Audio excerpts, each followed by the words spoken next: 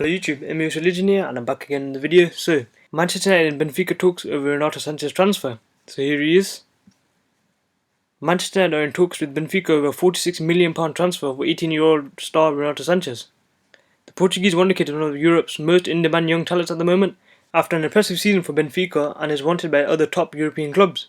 However, the Daily Mail claim United are already in discussions over a move for Sanches, and are hoping to do a deal similar to that they saw them sign Anthony Martial in the summer. Benfica though would like a whopping £31 million up front, plus a further £15 million in potential add-ons.